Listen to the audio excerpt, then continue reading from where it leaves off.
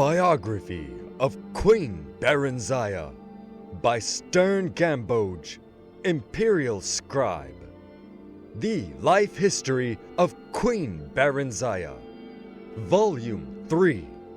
In the second volume of this series, it was told how Barenziah was kindly welcomed to the newly constructed imperial city by the Emperor Tiber Septim and his family, who treated her like a long-lost daughter during her almost one-year stay. After several happy months there learning her duties as vassal queen under the empire, the imperial general Sycamus escorted her to Mournhold, where she took up her duties as queen of her people under his wise guidance. Gradually, they came to love one another and were married and crowned in a splendid ceremony at which the emperor himself officiated. After several hundred years of marriage, a son, Helseth, was born to the royal couple amid celebration and joyous prayer. Although it was not publicly known at the time, it was shortly before this blessed event that the Staff of Chaos had been stolen from its hiding place deep in the Mournhold mines by a clever, enigmatic bard known only as the Nightingale. 8 years after Helseth's birth, Barenziah bore a daughter, Morgaya, named after Sycamus's mother, and the royal couple's joy seemed complete. Alas, shortly after that, relations with the empire mysteriously deteriorated, leading to much civil unrest in Mournhold. After fruitless investigations and attempts at reconciliation, in despair, Barenziah took her young children and traveled to the imperial city herself to seek the ear of then Emperor Uriel Septim VII. Sycamus remained in Mournhold to deal with the grumbling peasants and annoyed nobility, and do what he could to stave off an impending insurrection. During her audience with the emperor, Barenziah, through her magical arts, came to realize, to her horror and dismay, that the so-called emperor was an imposter. None other than the bard Nightingale, who had stolen the Staff of Chaos. Exercising great self-control, she concealed this realization from him. That evening, news came that Sycamus had fallen in battle with the revolting peasants of Mournhold, and that the kingdom had been taken over by the rebels. Barenziah, at this point, did not know where to seek help or from whom.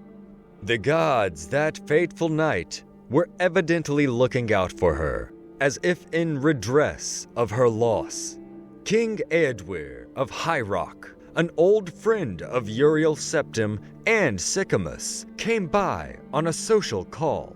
He comforted her, pledged his friendship, and furthermore, confirmed her suspicions that the emperor was indeed a fraud and none other than Yegar Tharn, the imperial battle mage, and one of the Nightingale's many alter egos. Tharn had supposedly retired into seclusion from public work and installed his assistant, Rhea Silmain, in his stead. The hapless assistant was later put to death under mysterious circumstances. Supposedly a plot implicating her had been uncovered, and she had been summarily executed.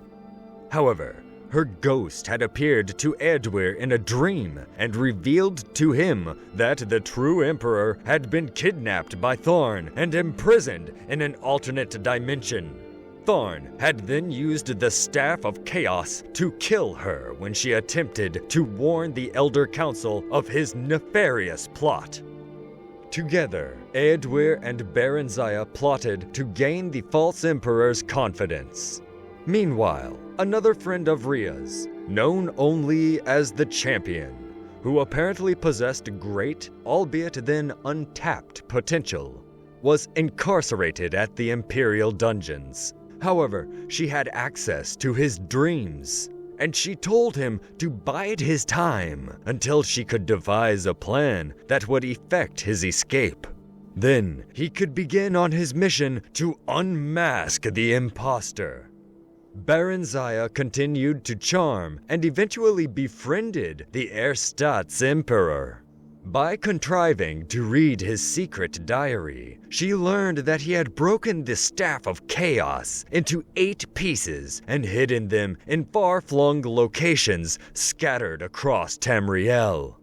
She managed to obtain a copy of the key to Rhea's friend's cell and bribed a guard to leave it there as if by accident. Their champion, whose name was unknown even to Barenziah and Edwir, made his escape through a shift gate Rhea had opened in an obscure corner of the Imperial dungeons, using her already failing powers. The champion was free at last, and almost immediately went to work. It took Barenziah several more months to learn the hiding places of all 8 staff pieces. Through snatches of overheard conversation and rare glances at Tharn's diary. Once she had the vital information, however, which she communicated to Rhea forthwith, who in turn passed it on to the champion, she and Edwir lost no time. They fled to Wayrest, his ancestral kingdom in the province of High Rock, where they managed to fend off the sporadic efforts of Tharn's henchmen to haul them back to the Imperial City, or, at the very least, obtain revenge.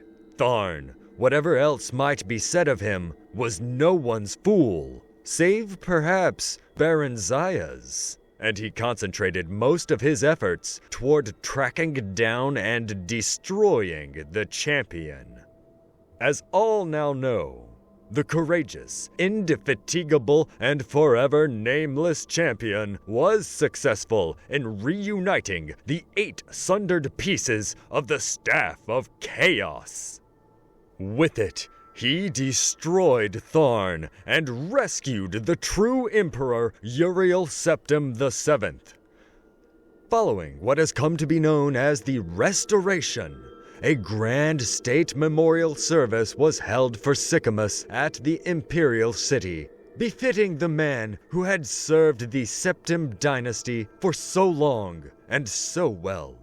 Barenziah and the good King Edwir had come to care deeply for one another during their trials and adventures, and were married in the same year shortly after their flight from the Imperial City.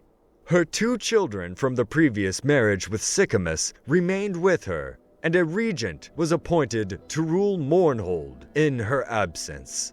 Up to the present time, Queen Barenziah has been in Wayrest with Prince Helseth and Princess Morgaya.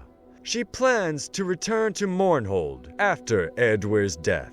Since he was already elderly when they wed, she knows that event, alas, could not be far off, as the elves reckon time.